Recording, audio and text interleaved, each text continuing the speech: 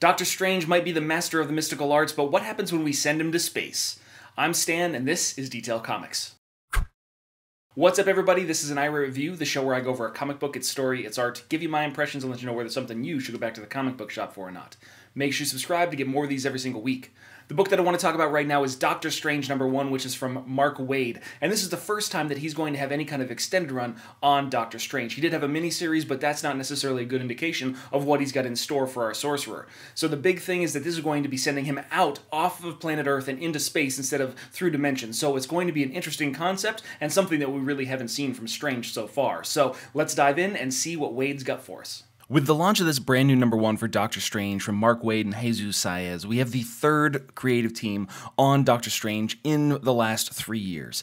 And what happens is we actually get a very familiar scenario because this isn't just about Doctor Strange, this is about Doctor Strange and the magic that is of Earth, or at least his interpretation, his interactions with it. But we open up in a very different manner. It looks like he is dealing with one of the elder gods. Xxal is just this person that is holding him, and the one thing that you're going to notice about Jesus Saez's art is that it's more enveloping when it comes to the entirety of the page. It's very grand in its scale. It tends to be a little bit more realistic, but it's got this kind of soft palette to it that really gives it a very unique look. And as Doctor Strange confronts this elder god, you see him in his classic attire, and he unleashes all these various different spells upon this elder god as well as its minions as he makes his way outside of this tear in the universe, this dimension. He moves his way back into the main world and then starts to weave together this strand of magical essence into some sort of suture or knot or stitch, and that is going to enclose this rift and then finally seal off this elder god in this alternate dimension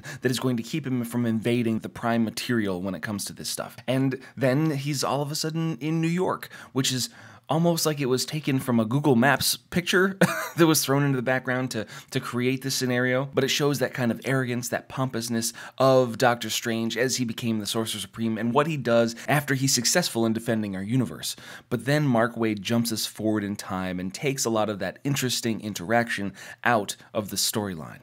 7 years later, he goes blind in one eye. Not blind in the traditional sense, but blind to the magics and the alternate dimensions, the reality that exists beyond our own, the magical essence, the alternate dimensional beings that exist inside our own realm. And as we go through this entire story of Doctor Strange, we see how things change. The magical texts no longer read the same. The armaments that he had, these wands and axes and various other artifacts, no longer act the same way. The Sanctum Sanctorum, once alive with the magics of other realms as well as his own, it no longer moves and screams. It becomes just another normal house.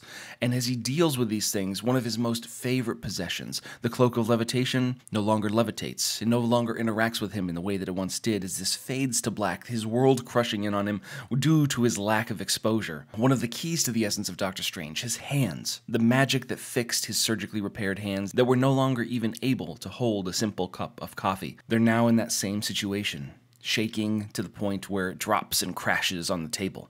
But that leads him to one of his friends, in a rough sense, Tony Stark. So he meets him at a local bar, and that begins the interactions between Doctor Strange and Tony, trying to figure out exactly what's going to happen, how he can kind of reach out to other people in the community, how he can regain the interaction that he once had with the magical realms, the essences, the powers that he controlled as the Sorcerer Supreme. And Tony, being one of his friends, was amazed, he was concerned, but he thought of this in a very different manner. He thought of it as an engineering problem, not necessarily as something spiritual, but something that you could be determining with math and with science.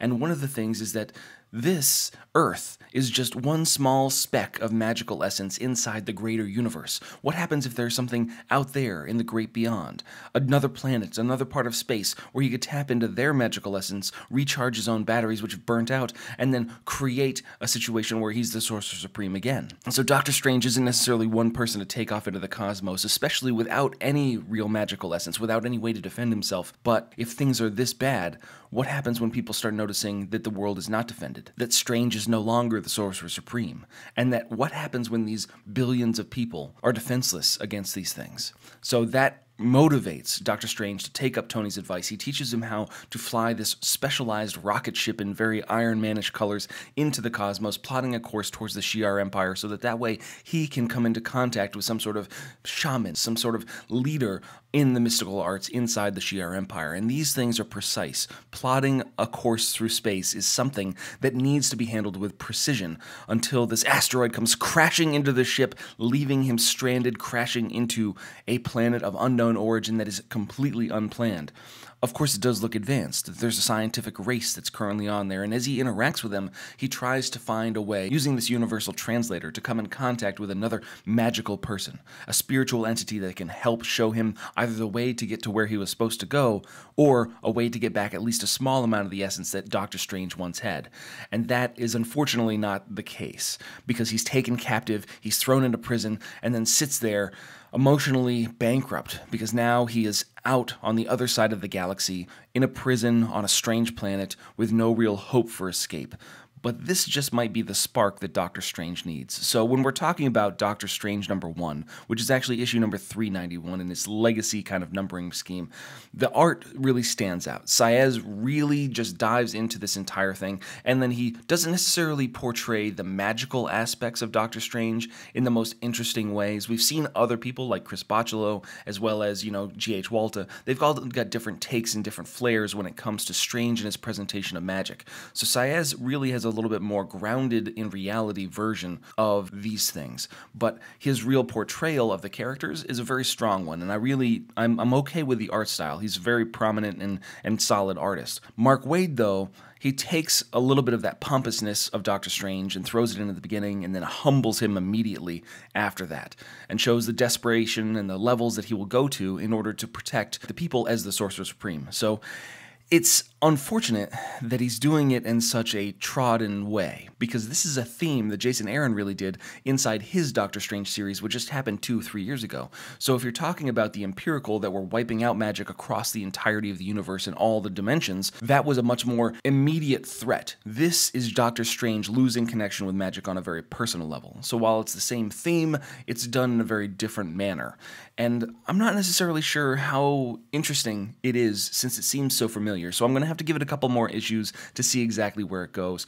Overall, it's a solid book. If you're a Doctor Strange fan, you should have a good time, but it's not necessarily something that's going to blow your socks off. So I'm interested in what you guys think about Doctor Strange #1, so hit me up in the comments down below and we can start that conversation. As always, if you like what you see, hit the like button. Don't forget to subscribe to get more news, reviews, and commentary on comic books, comic book movies, comic book TV shows and games, and anything and everything inside the world of comics.